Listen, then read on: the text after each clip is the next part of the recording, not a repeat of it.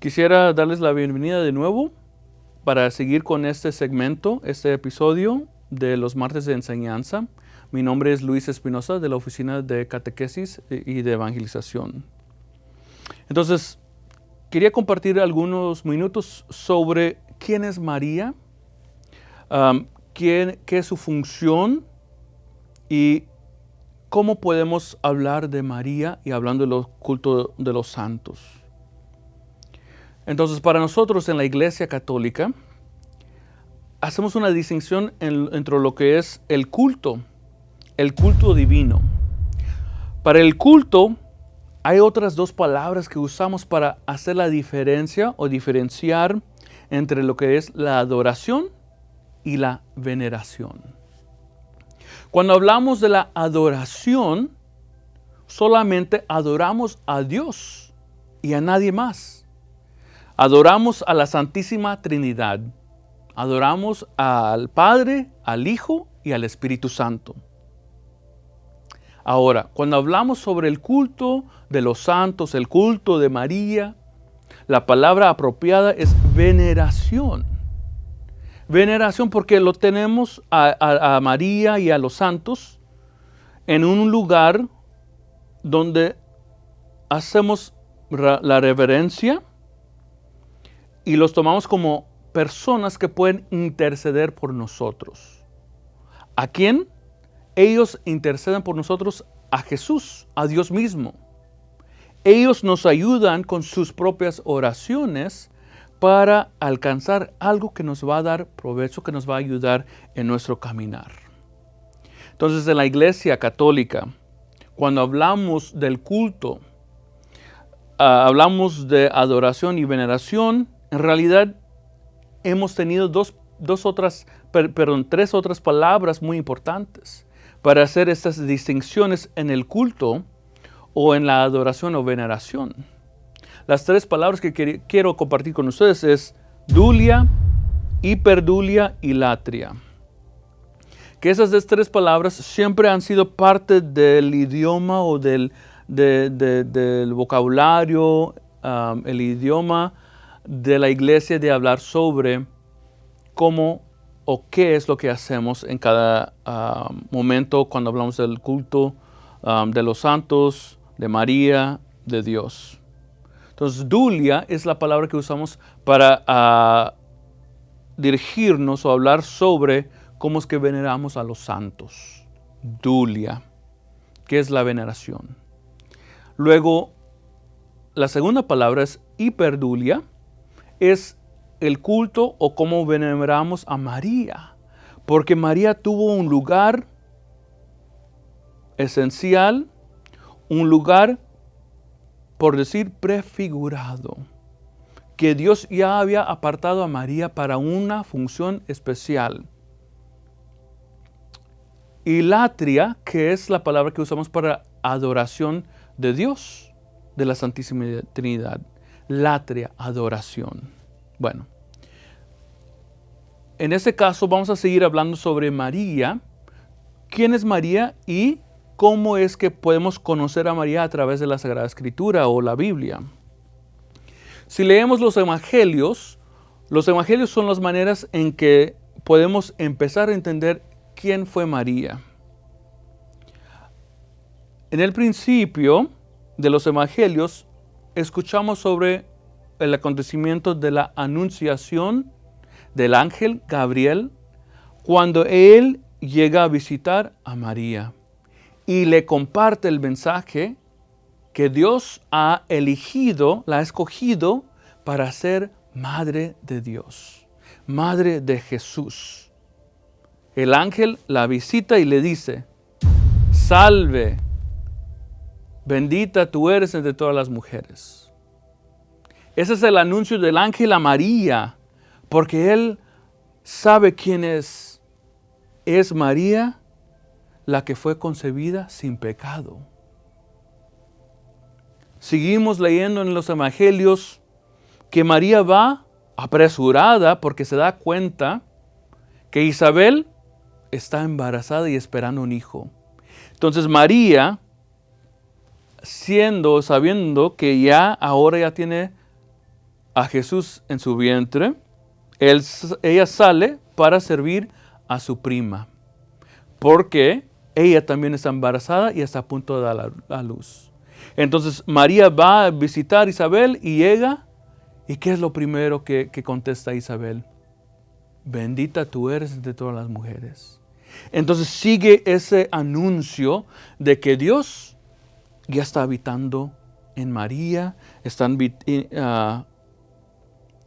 presente ya en la tierra, está aquí, está en el vientre de María. María empieza a ser arca de la alianza.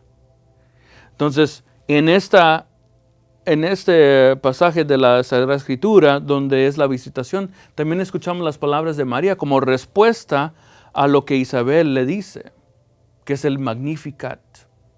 Ese es ese cántico evangélico de María. Mi alma proclama la grandeza del Señor y mi espíritu se eleva en Dios mi Salvador. Entonces, este Magnificat, que es la oración que usamos para vísperas, para la oración de la tarde.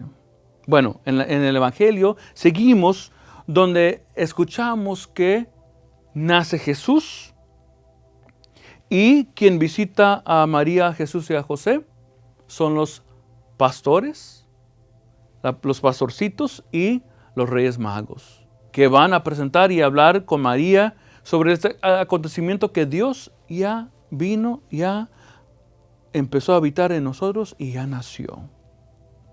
Luego después leemos en la vida de Jesús que María y José llevan al niño para ser presentado en el templo.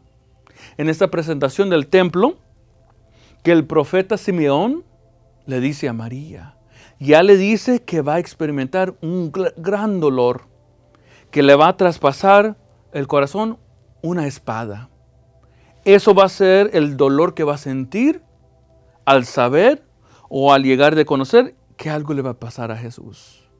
Y sí, después leíamos de esto. Pero antes también nos damos cuenta de que María empieza a funcionar como intercesora en las bodas de Caná. María lleva consigo a Jesús y a los discípulos para ir a una fiesta, a una boda, donde se dan cuenta rápidamente que se les terminó el vino. Entonces, María, sabiendo que Jesús puede, le pide que haga el milagro. Pero ¿qué dice Jesús? No es el momento, no estoy listo. María voltea y ve a los servidores y les dice, hagan lo que Él les diga. Y ese milagro que Jesús hace para empezar su función ya, que empieza con sus servicios, con su ministerio, después de este primer milagro en las bodas de Caná. Entonces María, como intercesora, ve lo que es necesario, lo que necesitan ellos para la fiesta. El vino es todo, es la vida. Bueno, seguimos más adelante. En los evangelios leímos cómo es que María sigue con Jesús y con los discípulos y está con ellos siempre. Y la pregunta que algunas personas le hacen a Jesús, ¿quién es tu hermano, tu hermana? ¿Y qué es la respuesta de Jesús? Mis hermanos son los que hacen la voluntad de Dios. Y ahí estaba María y los discípulos. Después, sabemos que María sigue en el camino, sigue con Jesús como la primera discípula, como la primera evangelizadora. Y eso la lleva hasta el camino de la cruz, donde ella va con Jesús. Van a Jerusalén, pero también saben que al entrar va a seguir con el camino que va a llevarlo a la cruz. Y a María siempre está detrás de él, siempre está siguiendo con ellos. Y hasta al pie de la cruz, que María está ahí con el discípulo más amado, con Juan. Y ahí al pie de la cruz, Jesús nos da a María como nuestra madre, como madre de la iglesia. Entonces, de ese momento nosotros sabemos que tenemos una madre que nos va a seguir ayudando, apoyando, intercediendo por nosotros. Que es sumamente importante que nosotros sepamos esto, que desde la cruz Jesús nos dio a María como madre que nos cuida y está atenta a todas nuestras necesidades, a todo lo que nos está pasando. Y digo esto porque es importante, porque es tan importante María que nosotros en la iglesia, cuando hablamos del culto, hablamos sobre la veneración, también en la iglesia es un momento de que en todo el tiempo litúrgico también celebramos la vida de Jesús, pero la vida de María. Y hay ciertas fiestas que nosotros ya tenemos programados en el calendario, en el año litúrgico, que celebramos a María. Que una de las primeras fiestas que tenemos agendados es el 1 de enero. El 1 de enero que celebramos a María como Madre de Dios. Ese es uno de los días de obligación, donde que nosotros debemos de acudir a la Santa Misa y celebrar con la iglesia que María fue concebida sin pecado original. Que María es Madre de Dios, que ella fue escogida para ser Madre del Salvador, de Jesús y de Dios. Luego seguimos después. Ahora el Papa Francisco es el quien estableció la celebración de María como Madre de la Iglesia. Entonces el Papa Francisco, él designó el lunes después de Pentecostés, este día que celebramos a María como Madre de la Iglesia. Ahora, todos los años, esta fiesta movible, celebramos ella bajo este título, bajo el cuidado de nosotros. Luego vemos otro día, que es un día de obligación que vemos en el calendario, que es el 8 de diciembre. Ese es el día que celebramos la Inmaculada Concepción, que María nació libre de pecado, que María fue elegida, que fue preparada para que ella naciera sin pecado. El 8 de diciembre, día de obligación. Si vemos del 8 de diciembre y contamos 9 meses después, nos vamos a dar cuenta que también en la iglesia celebramos el nacimiento de María, que cada año el 8 de septiembre celebramos la natividad de la bienaventurada Virgen María. Este 8 de septiembre celebramos el nacimiento de María.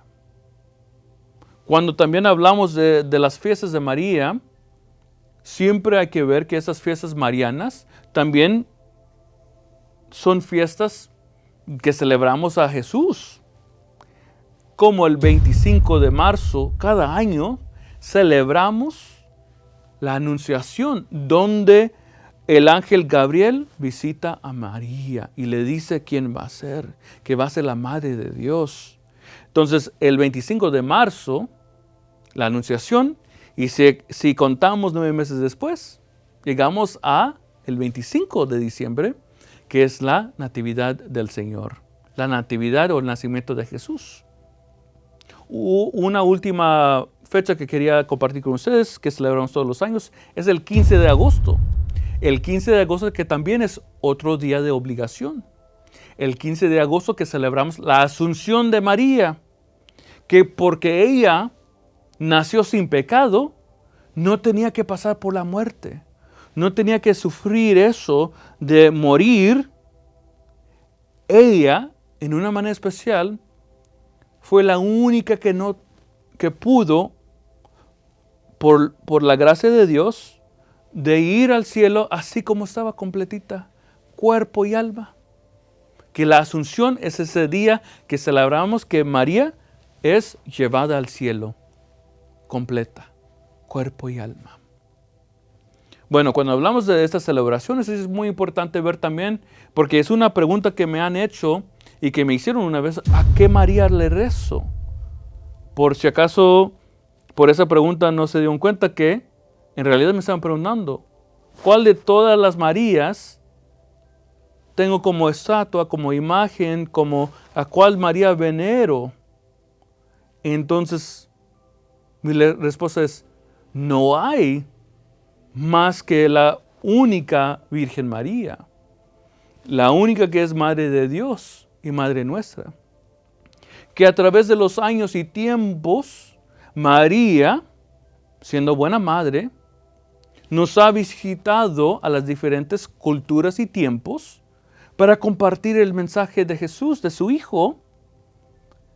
Y algunos de los ejemplos de esas apariciones que hemos hablado es como el ejemplo de Nuestra Señora de Guadalupe, que María llega a los indios, a los aztecas, a los de México, y se presenta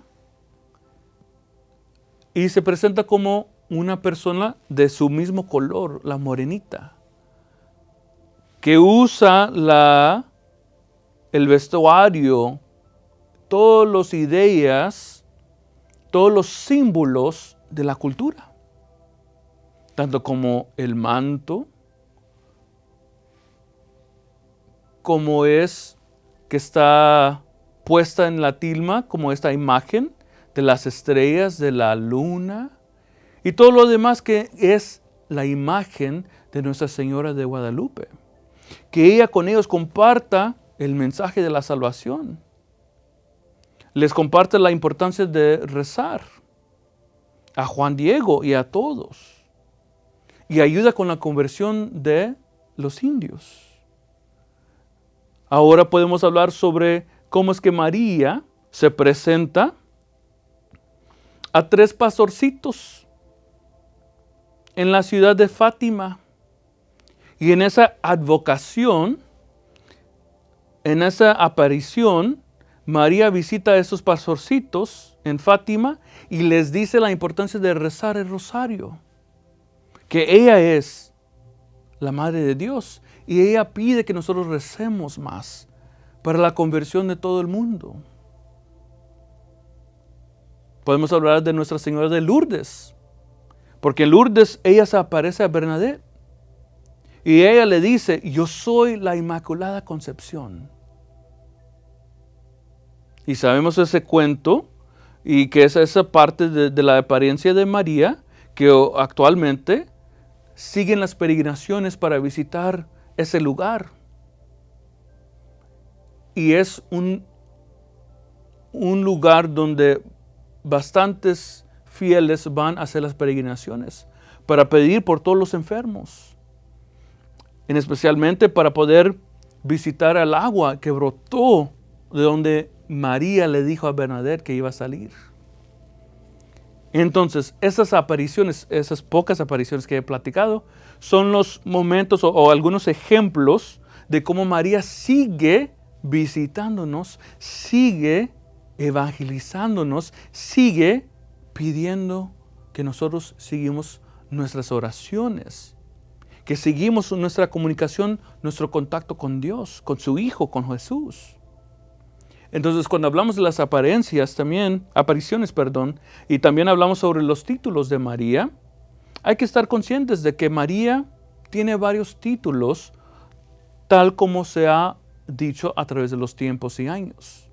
Como se ha aparecido, se ha, por decir, designado ella misma, cómo se da de conocer bajo ese título, o a través de los tiempos, por los diferentes santos o inclusive los papas. Recientemente una palabra o frase o el título que se ha dado a María es Nuestra Señora de Desatenudos, que ella nos puede interceder por nosotros para ayudarnos con esos casos difíciles. Cada vez que rezamos el rosario, a veces agregamos lo que es la letanía al final, la letanía laurentina, que esta letanía son los títulos de María, que algunos ejemplos es Arca de la Alianza, Refugio de los Pecadores, Reina de los Apóstoles, Auxilio de los Cristianos. Son estos títulos que hablan de la función o el papel que María tiene para nosotros.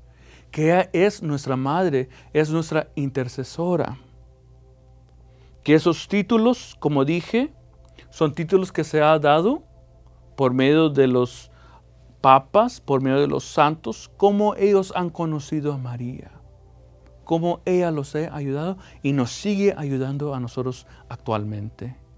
Entonces, nosotros tenemos a María, veneramos a María, le pedimos su intercesión, pero solamente a Dios, y a Dios solamente le rendimos culto como adoración, que solamente adoramos a Dios y veneramos a María, veneramos a los santos, que ellos tienen su función como amigos de Jesús, que ellos interceden por nosotros, que nosotros les pedimos a ellos por su intercesión para que puedan, como son amigos de Dios, amigos de Jesús, pueden pedir por nosotros, ayudarnos. Entonces María es madre de Dios y madre de la iglesia, es nuestra madre. Le pedimos siempre a María para que ella nos puede ayudar, para que ella nos puede interceder por nosotros. María, refugio de los enfermos. María, ayuda de los enfermos, ruega por nosotros.